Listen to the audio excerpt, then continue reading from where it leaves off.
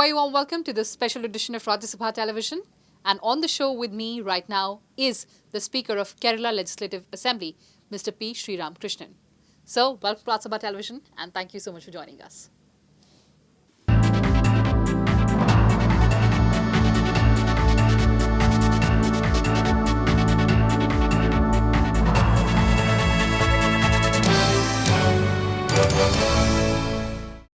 So, of course, we'll talk about the takeaways of the 80th All India Presiding Officers Conference. But the world has changed, legislation has changed, and of course, COVID has brought unseen changes, unforeseen changes.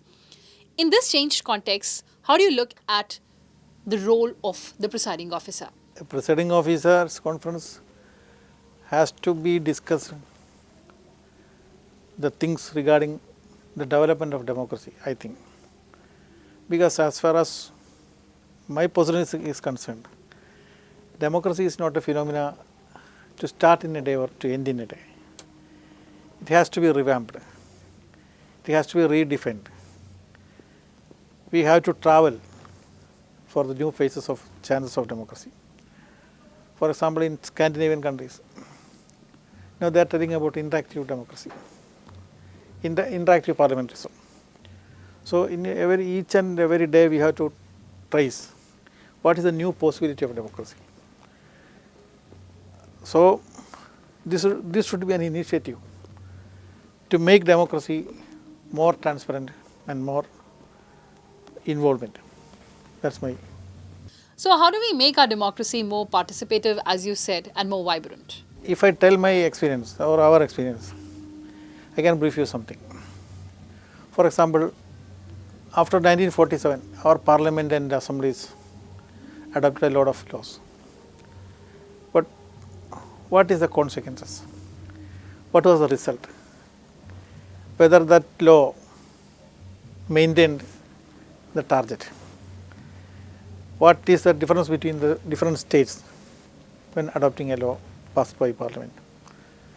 This the whole things to be discussed and evaluated. For this purpose, we decided to start a study. We chose 15 laws adopted in Kerala Assembly since 1957, including land reformation, the first time in the history of our country. What is the real picture of land reformation bill? How many persons got it? Whether that adoption of a law fulfilled the ambitions of farmers. That much of review has been taking place now. Now we almost published 18 books, Kerala Legislative Assembly, on behalf of Kerala Legislative Assembly, regarding the different interventions of laws in our society. One thing we can do that.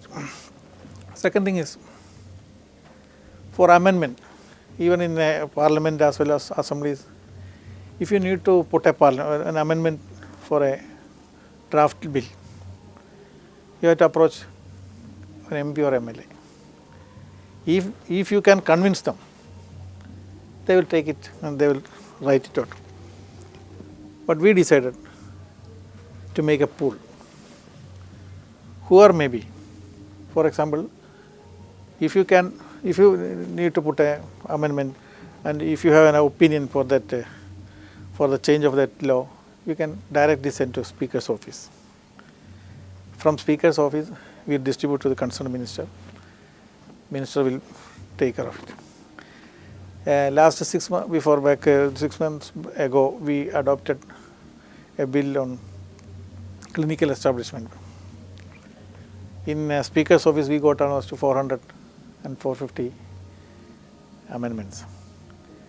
We handed it over. From that amendments, minister chose, I think, almost 140, 143 chosen. There is a chance of involvement, of public involvement. So many things we can do. Other thing, for the pool of lawyers, whereas we are lacking. an assembly or parliament is lacking for some laws. If you have an opinion, just remind it, or they can prepare laws and hand over to the Department of Law. Such a we can do a lot of things. I think involvement is we can. So, all right, that was ensuring involvement. But there was one particular thing about Kerala Legislative Assembly, which was the Festival of Democracy that Kerala held. Tell us, what was that festival all about? First of all, I would like to correct you. Festival, no, it is not a festival of democracy. It is a festival on democracy. Festival of democracy means it is ongoing. Festival on democracy means it's expressing the feel of future. Festival on democracy we had organized as a 1 year program. First program was Dalit minority issues and laws. The Festival on Democracy inaugurated by the President of India, and as well as he participated in this session also. From almost 24 states, MLAs and legislators came across the party. Irrespective of party, they have an opinion, and we had a Trivandrum declaration there. For example, scheduled castes and tribes, we have a lot of laws, parliament and assemblies, but the interpretation is different. I can tell you one example. In Kerala, one Dalit student, those who are ready to study in abroad, he got an opportunity, or she got an opportunity, but she don't have money, she don't have money. For example, in UK or Italy, or world-class universities are there. But now Kerala government decided to enlist 500 universities in the whole world. If the students got admission in the concerned universities, the total expense will be paid by government. This is an interpretation. Education has to be, education system has to be implemented freely for this rather than the SCST. Is a law is there, but we can interpret. So what is the experience of laws and its implementation and interpretation? It can be discussed each other. In that discussion, they got a lot of experience. They shared a lot of experiences, and finally, the total crowd, almost I think 60 to 70 MLAs were there from different states. They unanimously adopted a resolution. That resolution we are calling it Trivandrum Declaration. We sent it to almost all assemblies and speakers, and we could bring that issue to the mainstream. What is the issue of Dalit laws and Dalit minority issues? Second thing was a national student parliament. We decided to register those who are ready to join this national parliament, student parliament, through online. Almost 3,000 to 4,000 students were participated from different parts of our country. It was a grand success. That means it was not only a lecturing process. We had organized 12 sessions. In each sessions, a team of main speakers will be there. At the same time, students and youngsters will participate, and their opinion will be there. Finally, after the discussion, we have to adopt a resolution. Adoption has to be passed through election. In each sessions, we used to do these things. Almost all political leaders from all over country came. We done it in assembly itself. That students, those who came there for that program, was very much excited, and it was the best, excellent experience in their life which they have had. Finally, there was a program of Symphony for Harmony. Different dancers, musicians from all over country gathered together, and there was a joint symphony for harmony. It was a most important program. It was very much inspired. Majority of the total students were very happy. and the conference on women issues, and we decided to do it in between this COVID came. All right, so we're also talking about COVID-19 here. Now, COVID pandemic has, of course, changed the way the world used to be pre-COVID, of course.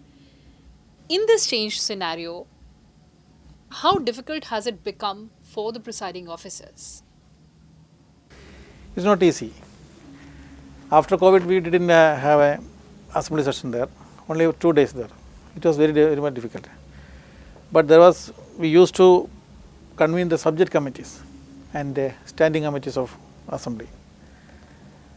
There was a debate, whether we can allow those who want to attend this committee from their own place or online, because quorum is there. Finally, I decided, let them join wherever they can, even from their district quarters or their home. Then the subject committee is used to convene this meeting in online. Even cabinet is meeting in online there now. Now, I am of opinion that after the COVID issue, what happened to the world is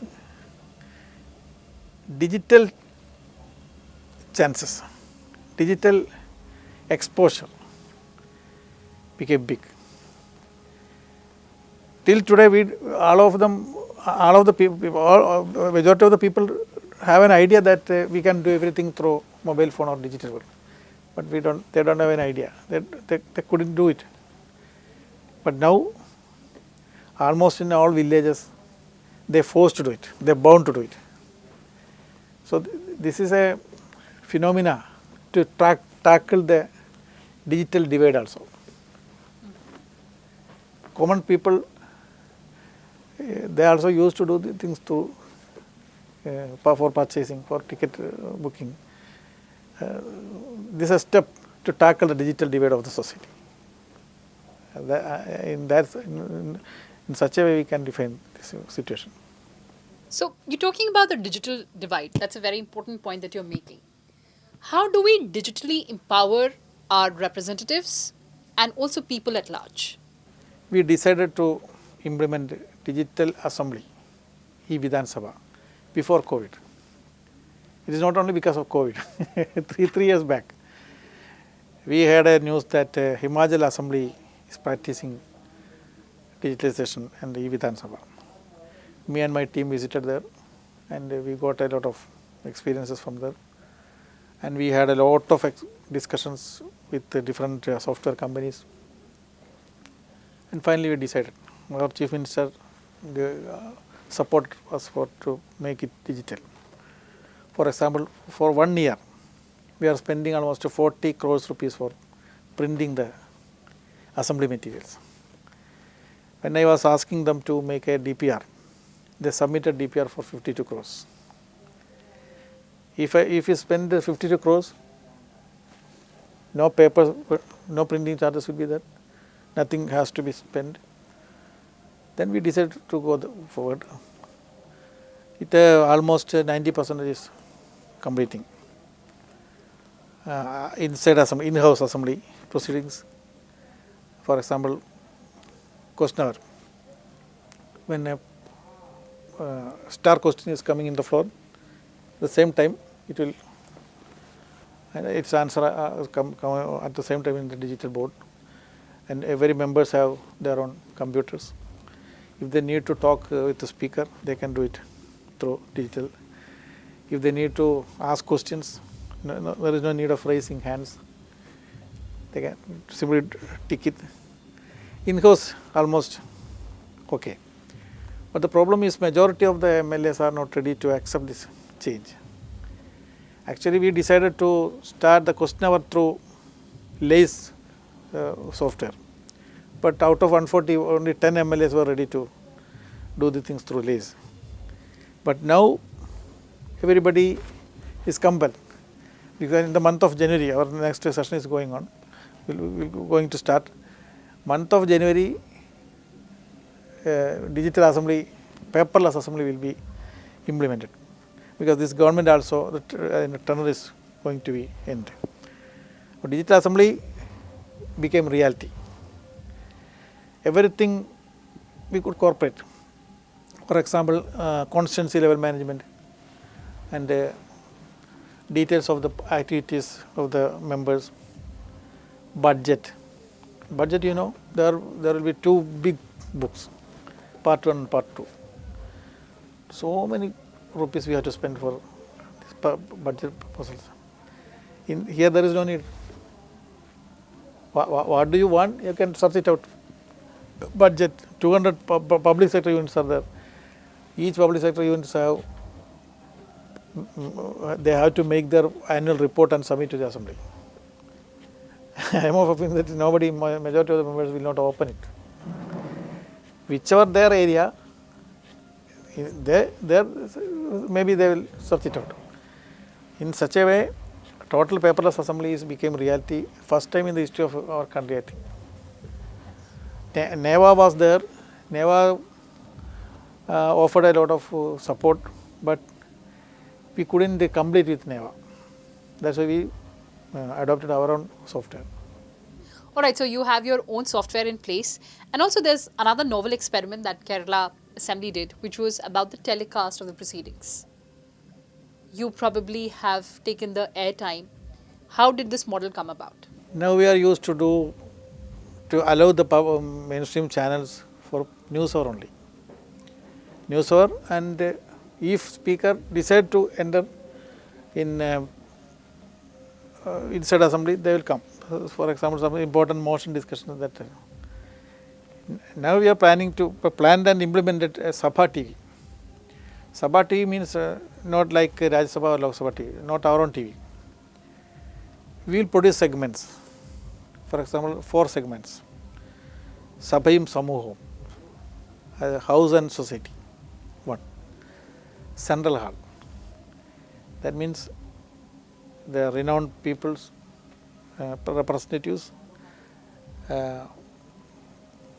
renowned artists, MLAs, and they will react to each other.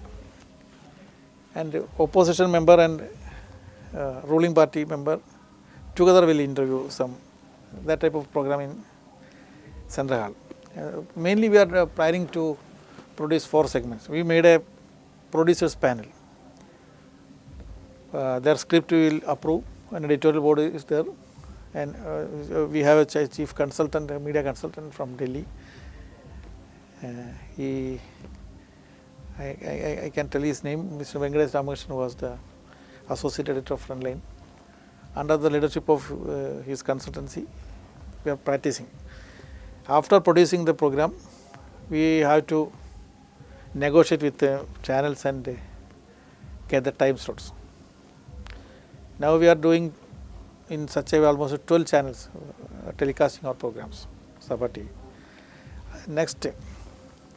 Next generation of media is OTT. I think first time in the history of our country, one assembly planned to make a OTT platform. That also happened. If you go to Play Store, just type Sabai TV, Kerala Sabai TV will come. Everything will be there. We have an OTT platform now. OTT platform, because of this platform, everything will be there. All proceedings, all assembly things. For example, today morning I had a Gujarat Assembly speaker came to meet me and gave a present. At that time, my secretary, he took that scenes and sent it to Sabai TV. The OTT platform already telecasted in the evening.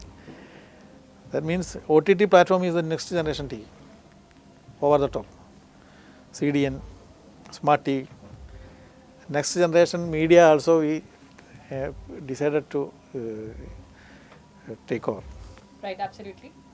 So before we end this conversation, what are the other initiatives that you're planning to take in the Kerala Legislative Assembly? One thing I can say, we planned a lot of things. For example, Center for Parliament Studies and Training Center we have, CPST. That we decided to revamp. We are having some courses for students and people, those who are interested to study parliamentary democracy and other things. Now we are thinking about to make it a school for political policy making. We don't have so much policy making colleges, and sometimes Jindal, number of colleges is very low. So we have a dream that CPST has to develop as a political policy making school.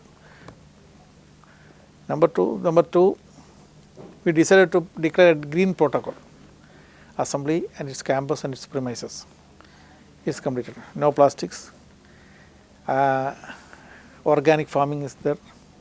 Under the leadership of assembly staff, we organized a Harida club, green club. They are producing vegetables and they cultivating and harvesting. After that, they will sell it out to each other and to open the people also. Students will come and see these things. Kerala Assembly premises and compound became a organic exhibition. That also we almost done it well. All right, so those were the new initiatives that the Kerala Assembly has taken. But you joined us, you shared all your experiences with us. Thank you so much. So that was the Speaker of Kerala Assembly with us on the show. That's all we had for you. Thanks for watching and stay tuned to Rajya Sabha Television.